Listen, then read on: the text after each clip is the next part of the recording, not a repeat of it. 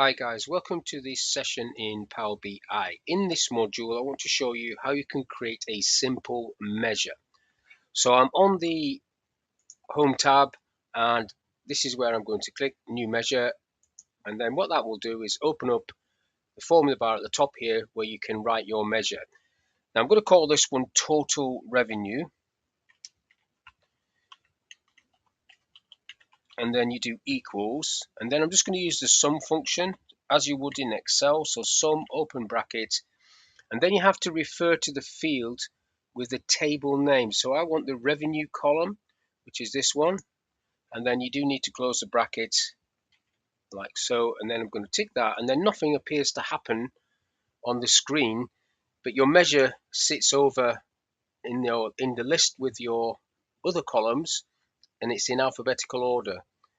So there is the measure. So if I want to use that measure, I can just tick that and it will create a visual. I don't want a chart for that. I'll create a card for that. So let's go for a card like so. So there's the card. That's the visual on there. Now that's not formatted at all, but if I come up onto format and tick or click on this measure, you can see that you can actually format this to whatever you want. So it's down as dollars, but I want that as pounds. So if I drop this down, you can select English United Kingdom, and then that'll be in pounds when it resets itself. So that's your first ever measure, and it sits over here. Now I'm going to do another one, and this one is just going to be average, just to show you that you've got the same sort of functions that you do have in Excel. So I'll call this average total. Now this obviously starts with the letter A, so this will go to the top of the list, equals average, and then you open the bracket on the average, and then the same procedure is you select revenue in this case, and then you open that up, close the bracket, and then tick, and then that will create your second measure, which now sits at the top because it's alphabetical. And then if I click off this one, so this is not active, and click this one, it will create another visual, which I need to change to a card as well. So you've got a second visual like so. That's the average. And then I can resize this if I want and sit it underneath that one. I also need to format this by clicking on it, so I get the measure tools and then change that to UK. Like so. So that's basically how you create a simple measure. Now there are other tools that you can use and more complicated measures that you can do obviously than these two, but this is just getting started. So what I want to do is just push those at the top there and get myself a little table and just select topic for this table and revenue. And then what you've got, depending on what version of Power BI you have this new visual calculation icon there. So that might just be an update you need to do. But as long as you've got that visual selected, when you click on that, it will open up the bottom part of the screen and allow you to select some preloaded measures, which don't actually sit in the same place as these, but you'll get the idea in a minute. So first of all, I'm going to click on the FX, and you get a list of options. I'm going for the running sum one first. So it comes up with the function name. Now it wants to know what the field is called. You get a little drop down arrow again. If you don't get this little drop down arrow, you can just double click on field and select what you want, but I want to select it from the arrow, which is sum of revenue. That's all I want, and then I'm going to tick that, and then it adds that column in. So the sum of revenue, basically that will be the same. That's adding those two up, and that's adding those three up, and so on, and you end up with the same figure at the bottom. So that's the first one, running sum. Click on the FX again, and now another one that's quite useful, versus previous. And again, yeah, now you've got two options. You've got field again, which is going to be revenue still, sum of revenue. Now I've got a few more options here, look, but I want sum of revenue. And the previous one is also the sum of revenue in this example. And then I'm going to tick that one.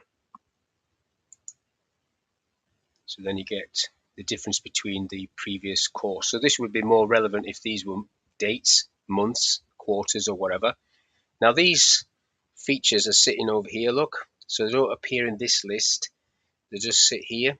So what you have to do if you do a mistake, you'd have to click on one of these so you can see the formula again, and then you would be able to edit that formula. So if I do another one, what I'll do in there, FX, I'll do percentage of grand total, and then you've got a few fields here to select. You've got the divide function. So again, it's going to be sum of revenue, and this one, the field also is going to be sum of revenue. And then the last step you have to do here is you have to change this into the function rows, so it'll collapse it by rows. So rows comes up and you can click on that, and then you tick that, see what that does, and it comes in, but it's not formatted as a percent, even though it is the percent option you're selecting, which is a bit weird. Now when I click onto format at the top there, I'm not getting anything to help me, and if I click on this to get the formula back, still nothing coming up there. So what I'm going to have to do here is, in front of the word divide, is put the word format and use the format function to make this into a percent. So open the bracket on the format, go right to the end, after the last bracket do a comma, open quotes, and then do the format that you want. So I want a 000% as the format. Close the bracket like that. Now I've missed off the close quotes as well. Close quotes, close bracket, and then tick that, see what that looks like, and then that does it into percentages. If you only wanted 1%, one decimal place, obviously you don't do 2 zeros.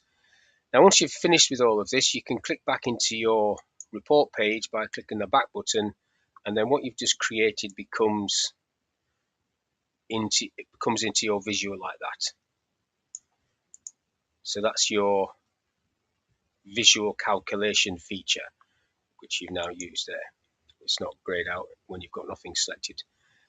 Now if I go off that one and create another one, another measure, but this time if I go to the table, I just want to point something out in the table. So what I've got in the table is dates of training, and I want to know what the last date was that I did training with these companies. So it's easy, last date 1st of January, coming down, it's easy, 31st of March is the last date when I look at these. Yeah, 31st of March. So I want a table as a report telling me what the last date was.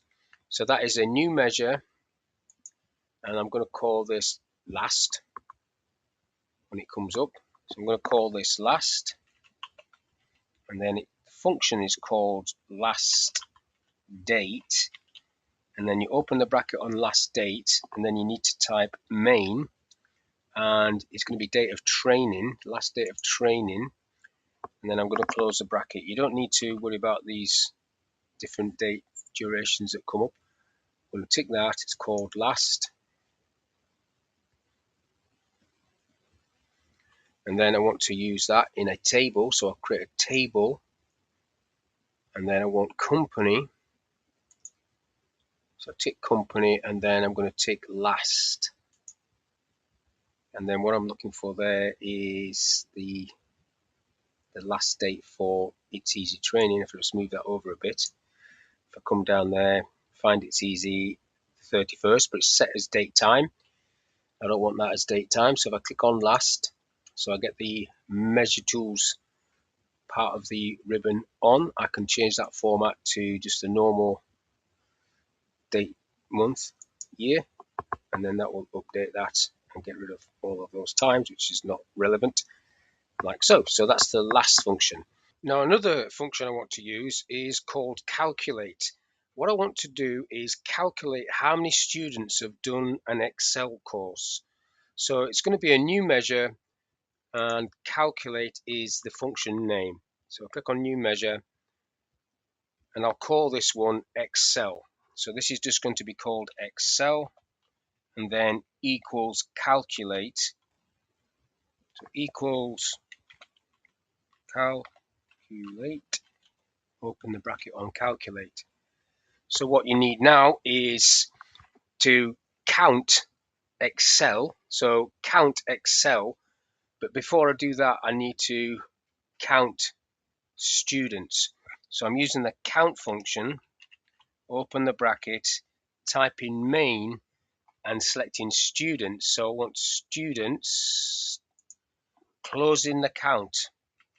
That's the first part of the argument. Then I'm doing a comma, and then I want to look at the topic. So I'm typing topic, main topic, and then selecting topic,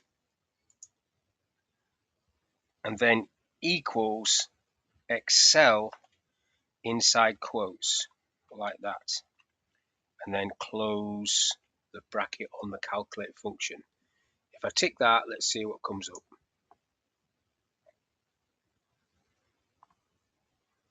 So that's created the function. So what I need now is a table so I can use that.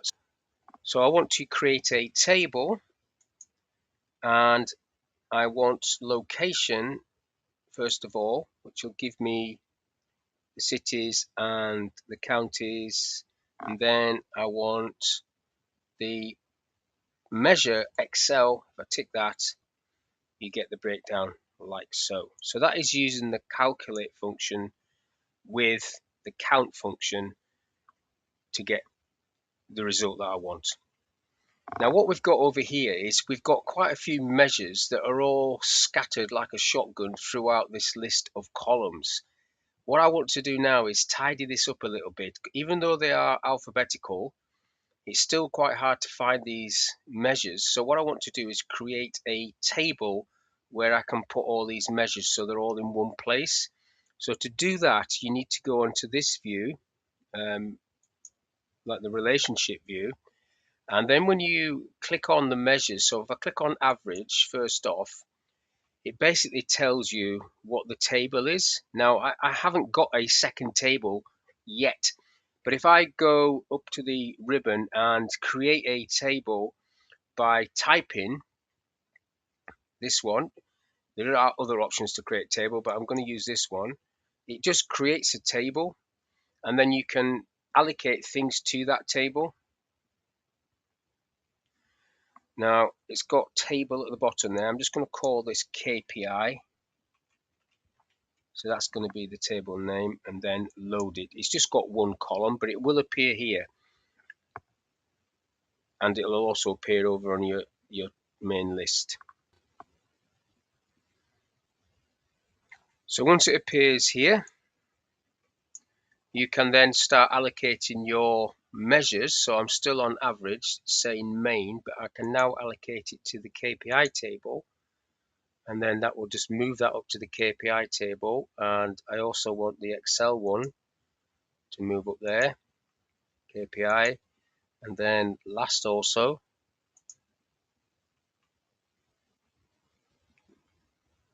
move that one up, last,